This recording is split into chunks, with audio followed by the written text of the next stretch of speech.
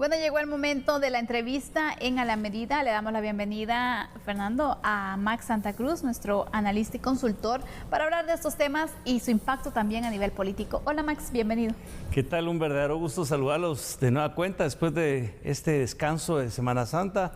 Espero que hayan podido disfrutar en familia desde actividades religiosas o descanso, lo que usted ha decidido, pero es bueno estar otra vez de regreso, como cada miércoles. Gracias, Fernando, y gracias, Sandy. Un gusto tenerte acá, Max. Bueno, y vamos a iniciar con el tema de lo que sucede en el Congreso de la República. El oficialismo, obviamente, empezó con alianzas muy fuertes dentro del legislativo, tanto que incluso lograron tener a la Junta Directiva. Sin embargo, hoy por hoy, pareciera que la alianza que se logra está debilitándose. ¿Cuál es su opinión al respecto? Bueno, yo tal vez sí me quisiera ir 2 pasos atrás. Y recordemos cuál fue el desempeño de la bancada Semilla durante la legislatura anterior, en donde prácticamente tuvo como compañeros de propuestas o incluso que llevó a entablar algunas alianzas para algunos cargos de elección en algunos distritos con WINAC y con URNG. Se mantuvieron muy al margen de la dinámica de las negociaciones políticas dentro de la legislatura y de alguna manera eso sirvió para que alguna parte de la población o una de sus razones fuera a haber decantado por el voto de Semilla, a no haber sido parte de lo que se ha denominado repetidamente como el pacto de corruptos. Dicho esto, yo sí tengo mis dudas de que sea o haya sido en algún momento una alianza multipartidaria fuerte, y me explico. Fue una alianza multipartidaria con un objetivo específico que era darle posesión a Bernardo Arévalo el 14 de enero, no a las 14 horas, sino a las 23:59 aproximadamente. Pero estuvo de alguna forma siempre pegada con saliva, desde mi punto de vista, porque si ustedes recuerdan, la integración de dicha alianza multipartidaria corresponde a segmentos de enemigos que 3 meses atrás o 2 meses atrás o 4 meses atrás de la fecha del 14 de enero estaban en una contienda electoral donde se tiraban los platos a la cabeza los unos contra los otros. ¿Qué elementos habían de identificación, de unidad dentro de la alianza que no eran ideológicos, que no eran programáticos, que no eran incluso de valores de acuerdo a lo que dijeron cada uno de ellos contra los otros durante la campaña política, que no más que llevar a Bernardo Arévalo en su momento a la presidencia de la República y en su momento a quienes no tenían la posibilidad de integrar alguna junta directiva a volver dicha acción como una forma de negociación para integrar la junta directiva. Esa primera junta directiva que integró durante 24 horas, si no estoy mal, Samuel Pérez, y que la presidió, se cayó rápido y fue rápidamente también sustituida con muchos de estos actores que, como te digo, en algunos casos se tiraban los platos a la cabeza 2 meses o 3 meses atrás. Es decir, a partir de eso, lo que hemos visto es un espacio de intereses, en mi opinión, pegados un poco con saliva, en determinados momentos por determinados temas, pero no podría yo realmente referirme a una alianza multipartidaria fuerte, objetiva, estratégica, programática. Sabemos también que, hay varias bancadas que son estratégicas y que juegan un papel también determinante en cuanto al apoyo que se pueda tener con la bancada oficial, Semilla, ¿no? Hablemos específicamente de la UNE, que sabemos que es una agrupación que en este momento está dividida, el grupo de Sandra Torres y el grupo que pues prácticamente se separó, ¿no? ¿Qué papel juegan ellos en cuanto a esta alianza con Semilla para también el apoyo que se pueda dar a diversos proyectos? Vean, la madre de las batallas será la elección de los magistrados de la Corte Suprema de Justicia y de las salas de apelaciones. En el mes de octubre ya empieza la convocatoria, si no estoy mal, en junio, con las comisiones de postulación. Ya sabemos que, a mi criterio, las comisiones de postulación ya es un mecanismo que ya no responde a las necesidades de lo que aspiraríamos para ese cambio verdadero del sistema de justicia que nos permitiera avanzar en el combate a la impunidad de la corrupción. Dicho esto, hay que decir que hoy en día la bancada de la UNE, dirigida por Inés Castillo y por Adín Maldonado, son un grupo importante, mucho más importante que la parte que quedó aliada todavía a Sandra Torres y que está del otro lado de la ecuación, por así decirlo. Ellos van a querer manejar sin duda, antes que encontrar una alianza en pos de la bancada oficial hoy desintegrada por el fallo de la Corte de Constitucionalidad, pero del movimiento Semilla, cómo logran cada quien, Cabal, UNE, Viva, Creo, o los partidos que integran esta parte, esta denominada, entre comillas, alianza, cómo integran eventualmente las propias cortes y ver si de alguna forma, en ese sentido, Semilla logra tener un espacio de incidencia sobre la elección de los magistrados. Claro. Eso es, creo que, la dificultad más grande de la que representa hoy en día para Semilla. ¿Y por qué digo esto? Porque si recordamos que la propuesta principal del presidente Arévalo fue el combate a la corrupción, y que de repente también incluso habló sobre la solicitud de la renuncia de la fiscal, pareciera ser hoy en día que ante la imposibilidad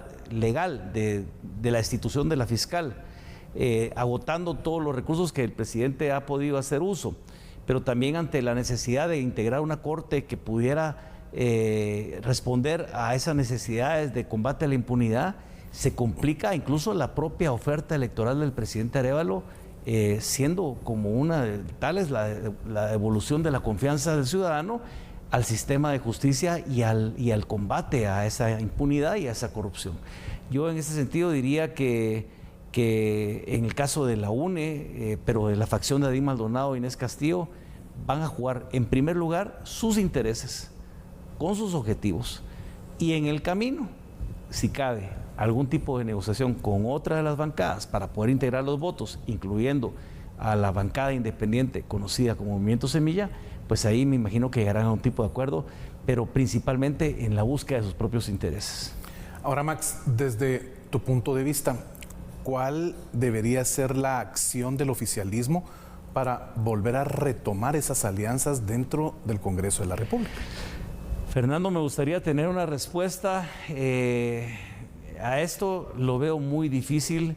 ¿Y por qué digo esto? Porque en el pasado las formas de granjearse eventualmente estas alianzas correspondían a partir de las concesiones en obras que se repartían dentro del Ministerio de Comunicaciones o entre los consejos de desarrollo, pero siguiendo la línea y el discurso del presidente Arévalo y su administración, en donde esos no son elementos o monedas de cambio para la negociación eventualmente política, pues quedan con pocas armas más que apelar a la buena disposición de una clase política integrada por esta alianza multipartidaria de realmente privilegiar o priorizar los objetivos importantes de país más allá de quién esté hoy en el día en el Ejecutivo.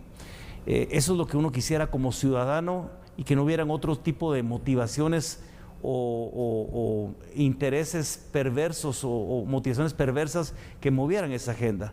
Va a ser muy difícil realmente para Semilla dentro de las condiciones actuales. Lo acabamos de ver incluso con la resignación de optar a este puesto por parte del diputado Pérez a presidir esa representación del Congreso ante la Junta Monetaria, y esto va a ser, veo yo, una línea de muchos sucesos que se van a dar. Posiblemente van a llegar a acuerdos en algunos temas, pero van a llegar a esos acuerdos porque son intereses también de las otras bancadas representadas en esa alianza multipartidaria, no necesariamente que representen el espíritu de apoyo para desarrollar una agenda de país que se promueve desde el Ejecutivo. Ojalá me equivoque, pero yo creo que va a ser muy difícil en estas condiciones para Semilla el tratar de reconfigurar o reconformar esta alianza, entre comillas, reitero, que se dio. Y hay que verlo también, después de la elección de Cortes, seguirá entonces la aprobación del presupuesto y seguirá posteriormente incluso la elección de la próxima Junta Directiva del Congreso. Sí, para ir concluyendo, Max, sobre este tema, sabemos que ahora el Congreso nos sorprende, ¿no?, por las fuerzas que se tienen. Normalmente se ha tenido o bien un oficialismo o una aplanadora. ¿Cómo quedan ahora las fuerzas en el Congreso, especialmente para estos procesos que vienen, lo de las Cortes, presupuesto y estos aspectos también importantes y llamativos para los diputados? Vean, en un escenario de madurez política, política partidaria o madurez política en general, uno diría sería un escenario ideal para ver cuáles son las capacidades de los distintos actores en el Congreso representados en partidos para poder llegar a acuerdos políticos de alto nivel. Todavía creo que el diálogo político nos queda a un nivel que no es el deseado, Y sin duda, pues el no tener en este caso Semilla una bancada, que no tiene bancada, pero haber tenido en su momento incluso una planadora que hubiera facilitado, como a otras administraciones, la aprobación de determinados objetivos del Ejecutivo, pues se va a hacer muy, muy complicado. Imagínense ustedes lo que va a responder esa necesidad de la discusión del presupuesto, o como hablo de las Cortes. Aquí van a ver como una especie de señores feudales dirigiendo partidos políticos, tratando de ser ellos a ver quién es el que somata más la mesa sobre las decisiones del Congreso.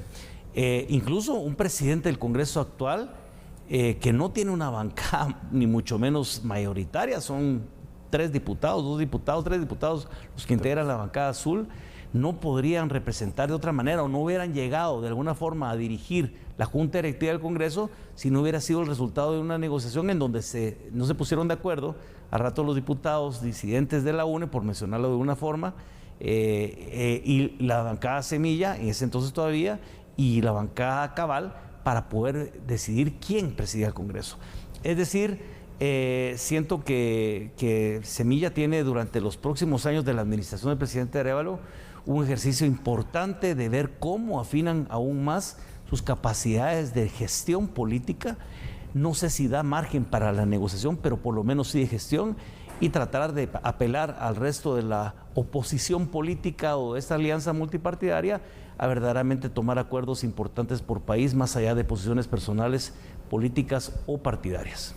Bueno, Max, definitivamente que cada miércoles amplías estos conceptos que se están manejando en el país respecto a lo que sucede en la política y, por supuesto, estaremos dándole el seguimiento correspondiente a cada uno de estos temas. Muchas gracias por habernos acompañado. A ustedes, como siempre, por el espacio y la oportunidad de dirigirnos a toda la gente que nos ve desde casa. Muy feliz noche. Gracias, Max. Feliz noche, y ustedes siempre pendientes de los miércoles con esta entrevista que tenemos, porque vienen aspectos que políticamente van a incidir mucho en el país, así que lo vamos a estar analizando.